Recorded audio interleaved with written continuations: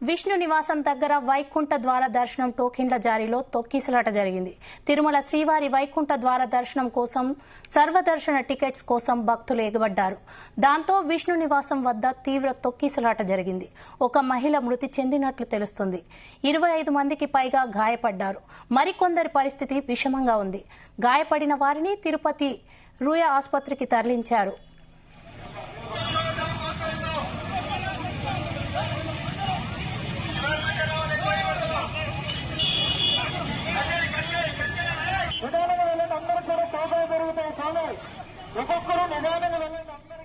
పదవ తేదీ నుంచి 19వ తేదీ వరకు 10 రోజులు వైకుంఠ ద్వార దర్శనం టీటీడీ కల్పిస్తుంది. 10 నుంచి 12 వరకు 1,20,000 టోకెన్స్ ఇస్తారు. ఇప్పటికే స్థానికులు చుట్టుపక్కల గ్రామాల నుంచి భక్తులు ఎక్కువ మంది వచ్చారు. 91 కౌంటర్లలో ఈ టికెట్లు ఇస్తుండటంతో జనం ఒక్కసారిగా పోటెత్తారు.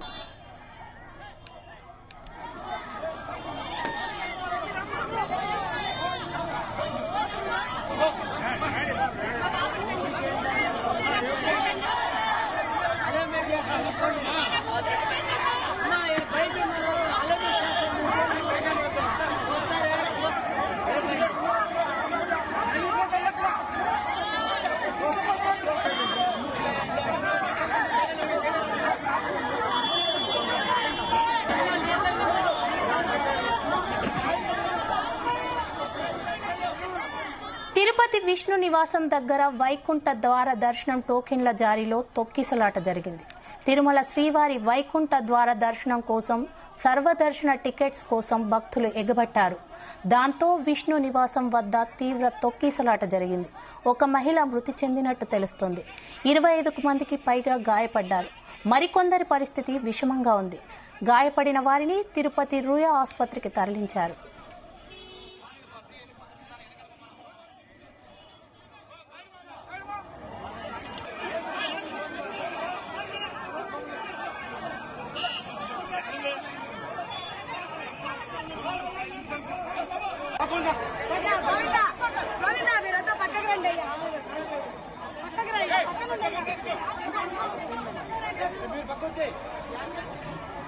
రైట్, ఇక ఇదే అంశంపై తిరుపతి నుంచి లైవ్ లో నరేష్ అందిస్తారు.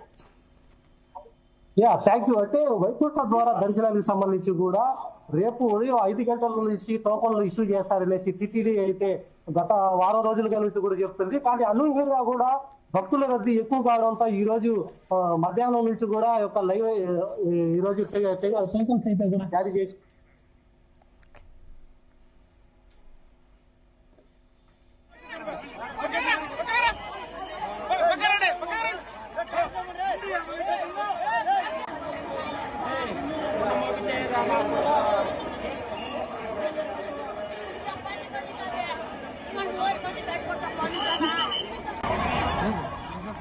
తిరుపతి విష్ణు నివాసం దగ్గర వైకుంఠ ద్వార దర్శనం టోకెన్ల జారీలో తొక్కిసలాట జరిగింది. తిరుమల శ్రీవారి వైకుంఠ ద్వార దర్శనం కోసం సర్వదర్శన టికెట్స్ కోసం భక్తులు ఎగబట్టారు. దాంతో విష్ణు నివాసం వద్ద తీవ్ర తొక్కిసలాట జరిగింది. ఒక మహిళ మృతి చెందినట్టు తెలుస్తోంది. 25 మందికి పైగా గాయపడ్డారు. మరికొందరి పరిస్థితి విషమంగా ఉంది. గాయపడిన వారిని తిరుపతి రూయా ఆసుపత్రికి తరలించారు.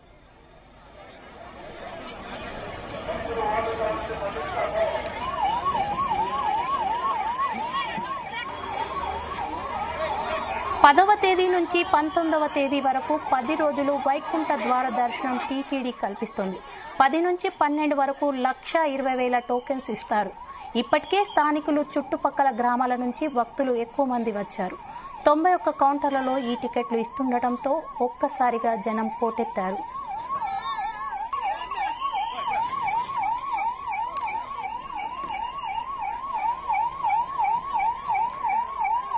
నరేష్, కంటిన్యూ అవ్వండి.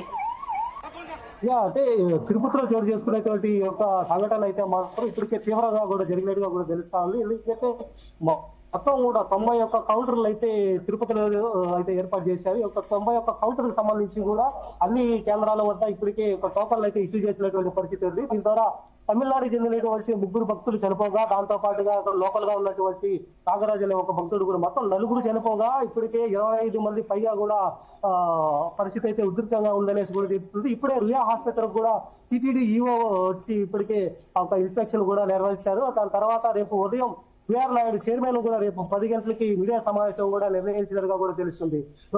ఒకేసారిగా విష్ణు నివాసంలో భక్తుల తోపులాటలో భాగంగా కూడా 3 చనిపోగా మరొక కొంతమంది కూడా విషమంగా కూడా ఉన్నట్టుగా కూడా తెలుస్తున్నటువంటి పరిస్థితుల్లోనే ఇటువంటి చర్యలు కూడా చేపట్టింది.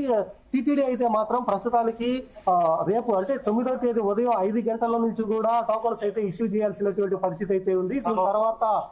దాని తర్వాత కూడా ఒక టీటీడీ నిర్దేశించినటువంటి సందర్భం కాకుండా భక్తులు ఎక్కువ సంఖ్యలో రావడంతో పాటుగానే ఒక చోటు కూడా చేస్తుందనేసి చెప్పాలి. దీంతో పాటుగా తిరుపతి పోలీస్ శాఖ కూడా దీనిపైన పరీక్షించి కూడా ఇప్పటికే చాలా మంది వరకు తిరుపతిలో పలు చోట్ల అంటే 91 కేంద్రాల దగ్గర కూడా పటిష్ట బందోబస్తు ఏర్పాటు అయినప్పటికీ కూడా తీవ్రంగా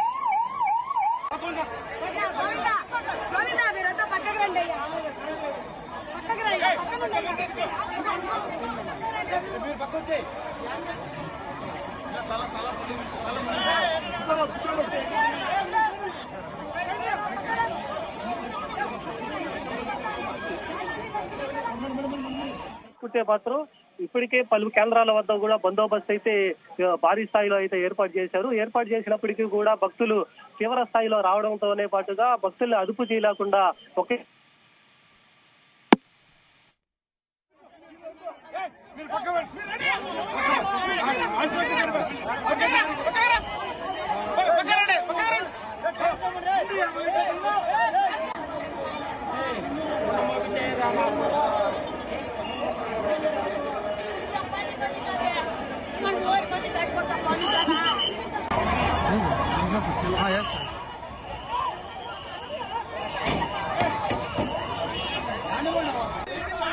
తిరుపతి విష్ణు నివాసం దగ్గర వైకుంఠ ద్వార దర్శనం టోకెన్ల జారీలో తొక్కిసలాట జరిగింది.